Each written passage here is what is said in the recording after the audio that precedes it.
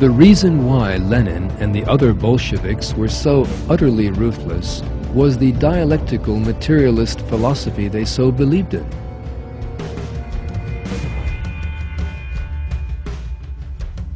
This philosophy regarded human beings as a kind of animal and maintained that violence and conflict were necessary for the development of mankind. Not only did Lenin regard human beings as a species of animal, he also employed animal methods to train them. In October 1919, he paid a personal visit to the Russian scientists Ivan Pavlov, famous for his conditioned reflex experiments on animals. Lenin wanted to impose these conditioned reflex methods on the whole of Russian society. Pavlov was astounded. "I want the masses of Russia to follow a communistic pattern of thinking and reacting," Lenin explained. Pavlov was astounded. It seemed that Lenin wanted him to do for humans what he had already done for dogs. "Do you mean that you would like to standardize the population of Russia? Make them all behave in the same way?" he asked. "Exactly," replied Lenin. "Man can be corrected. Man can be made what we want him to be." The so-called scientific basis for that philosophy that regarded human beings as a species of animal was Darwin's theory of evolution. The theory of evolution was the most important ideological inspiration behind the communist movement in Russia. Darwin's The Origin of Species was translated into Russian at the end of the 19th century and was responsible for thousands of young Russians turning to atheism and communism. Russian communism was so tied to Darwinism that Georgy Valentinovich Plekhanov, widely regarded as the founder of the movement, clearly stated that he regarded Marxism as Darwinism in its application to social science.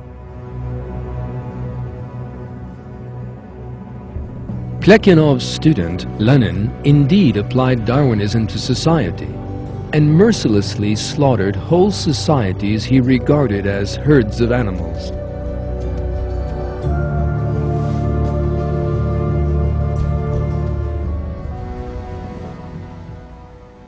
The truth is that human beings are not a species of animal, but are honorable beings created by God in possession of a soul. The reason for their existence on earth is not, as communists and Darwinists would assert, conflict, war, and bloodshed, but for them to display a morality that is pleasing to God. Only when man has understood this concept, in other words, only when he lives by true religion, will he find peace and happiness. The end of Lenin, who denied that fact, is a terrible warning.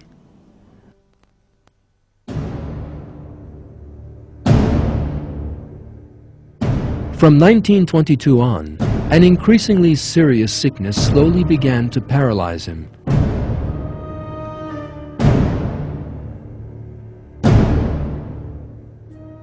He spent most of 1923 in a wheelchair, suffering from terrible headaches.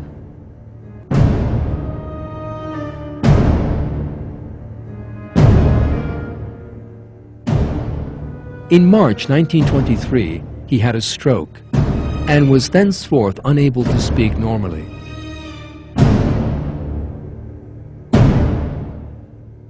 In the final months of his life, those who saw Lenin were terrified. His face had taken on a peculiar expression, and he was half mad. The final photograph taken of him shortly before his death was utterly ghastly.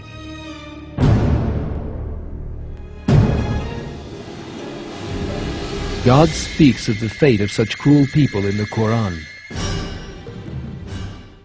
Then the final fate of those who did evil will be the worst because they denied God's signs and mocked at them.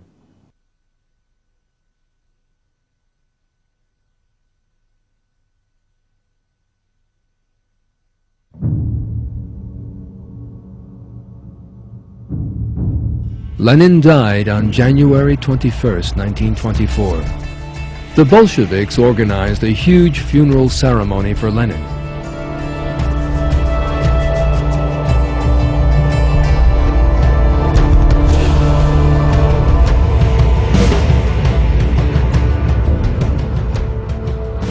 The leaders of the Communist Party decided to have his body, which had a tremendous importance for them, embalmed. Among those bearing Lenin's coffin was the next dictator of Soviet Russia, Joseph Stalin.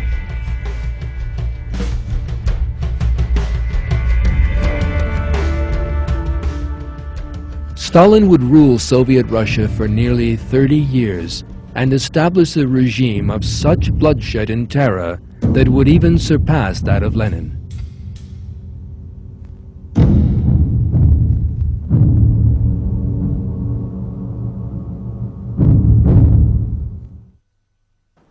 All the historical facts we have so far considered have an important moral for mankind.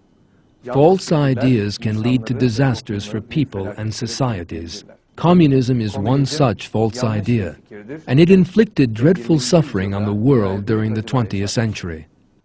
One of the fundamental errors of communism is that it believes conflict to be an unchanging law of nature.